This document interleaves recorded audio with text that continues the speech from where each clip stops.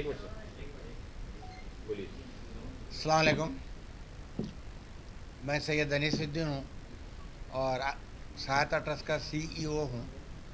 सहायता ट्रस्ट एक ऑर्गेनाइजेशन है जो हैदराबाद में 1996 से सोशल सर्विस कर रही है। हमारी प्रायोरिटीज़ है education, medical care and poor feeding.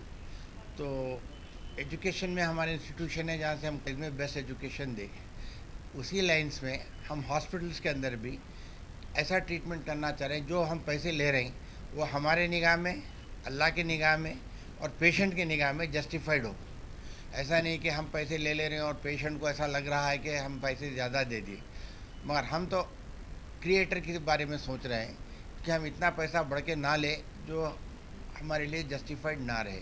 लेकिन बहुत महंगाई हो गई है, मेडिकल बहुत एक्सपेंसिव हो गया है, तो कितना कम करने के बावजूद भी जो है बाज़ वक़्त पेशेंट्स अफोर्डेबल नहीं रह रहे हैं। ऐसे सूरत में जो पेशेंट अफोर्डेबल नहीं है तो हम उसको सब्सिडाइज़ करते और बाज़ केसेस में हम कोई ना कोई ट्रस्ट को पकड़ के उनसे पूरे पैसे लेके उन लोगों का ट्रीटमेंट कराते। लेकिन इसके लिए असेसमेंट करना ज़रूरी है कि वो आदमी सही भी ज़रूरतमंद है, गरीब है या नहीं है। अगर वो एक वक्त क़ायम कर लेते हैं तो फिर उसके बाद में इंशाल्लाह वो पेशेंट का इलाज हम किस भी हाल करा ही देते। तो इस सिलसिले में जब हम बाहर के हॉस्पिटल्स में करा रहे थे तो तकलीफ़ हो रही थी, तो अब हम भी हैदराबाद में 2 हॉस्पिटल्स कायम किए जिसका नाम है Indo US hospital Malakpet, Indo US hospital Toli Chowki. Indo US hospital Malakpet 12 साल पहले खुला था। 12 साल में अल्हम्दुलिल्लाह सौ पेशेंट को हम ट्रीट कर सके without taking a single NP, और कई लोगों को करें सब्सिडाइज रेट में। मगर अब यहाँ टोली चौकी पे खोलने के बाद में हम जो है 12 साल के बाद में हम ये डिसाइड करें कि कम से कम कुछ ना कुछ पैसे हर एक से लेना चाहिए सो दैट ये हॉस्पिटल सस्टेन हो। अगर हॉस्पिटल चलते रहा तो फिर हम आगे काम कर सकते। तो पैसे तो ज़रूर ले रहे हैं हम, लेकिन इतने पैसे ले रहे हैं जो सही जो खर्चा होगा उसके ऊपर थोड़ा सा जो एक्सेस है जो हमारे आने वाले दिनों को सर्वाइव करने के लिए काम में आएगा। मेरे हॉस्पिटल में जो है राइट फ्रॉम इन्फेंट जो पैदा हुआ सो बच्चे से लेके बड़े आदमी तक का इलाज है। हर चीज़ का इलाज हो रहा है। हम एक्सेप्ट बाईपास सर्जरी नहीं कर रहे हैं यहाँ पे। इसके अलावा सारे इलाज हमारे पास हो सकते हैं, हो रहे हैं। और जो कोशिश ये किया जाता है कि हम बेस्ट केयर दें, कम से कम प्राइस में दें और पेशेंट सेटिस्फाइड रहे। जाते वक्त पेशेंट और उसके जो भाई बहन रिश्तेदार जो रहते हमारे को ये बोल के जाना साहब शुक्रिया, हम बहुत अच्छी तरीके से जा रहे हैं। तो वो एटीट्यूड न सिर्फ मेरा है, हमारे डॉक्टर मोहित जो मेडिकल सुपरिटेंडेंट है उनका भी है, हमारे पूरे स्टाफ का है, और जो हमारा एडमिनिस्ट्रेटिव स्टाफ है या वो यही कोशिश करता है कि जाते वक्त उनको होम फीलिंग हो, जाते वक्त ये समझ के जाए कि हम जो है अच्छे होके जा रहे हैं और हम एक्सप्लॉइट होके नहीं जा रहे हैं। आजकल जो सबसे पहले हॉस्पिटल का नाम लेते हैं दिमाग में आता है एक्सप्लॉइटेशन, तो उनको ये फील हो कि they are not exploited. Thank you. Sir health camp के साथ अभी जो है हैदराबाद आना चाह रहे हैं और आके जो है हम यहाँ पे 7 से 8 दिन रहेंगे, जिसके अंदर हम आपके हॉस्पिटल को आके हम मेडिकल कैंप करेंगे। तो कैंप का सबसे पहला फ़ायदा वो लोगों को है जो सेकेंड ओपिनियन लेना चाह रहा है, जो सीरियस बीमार है, यहाँ के डॉक्टर्स के आंसर से वो लोग सेटिस्फाइड नहीं है, तो एक सेकेंड ओपिनियन लेटेस्ट टेक्नोलॉजी के बेस अमेरिकन डॉक्टर्स से ले सकते हो। इसके अलावा कोई पुराना बीमारी है जो यहाँ पे ठीक नहीं हो रही है वो लोगों को भी बता सकते। टू द एक्सटेंट पॉसिबल ये 10 डॉक्टर्स हमारे पास आ रहे हैं और हर हर लैंग उसके फील्ड के हैं ये लोग।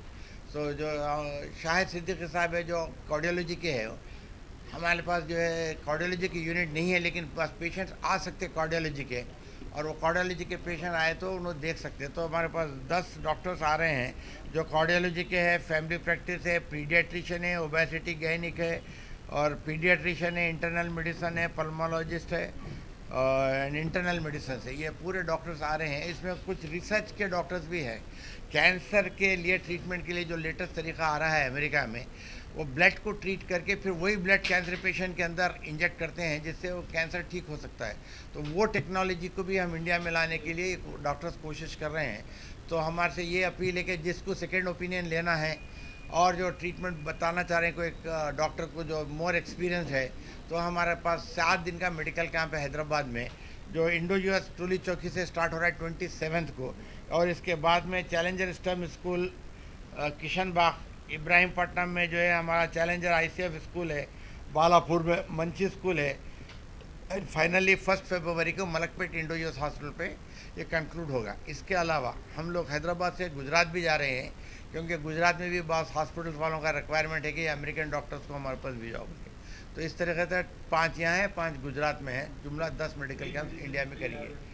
और जाहिर है कि जब लोग आ रहे हैं अफोर्डेबल नहीं है तो हम उनके लिए फ्री मेडिसिन भी देंगे, फ्री जो है उनके कुछ इन्वेस्टिगेशन है तो वो भी करेंगे, और डॉक्टर कंसल्टेशन तो फ्री है ही है।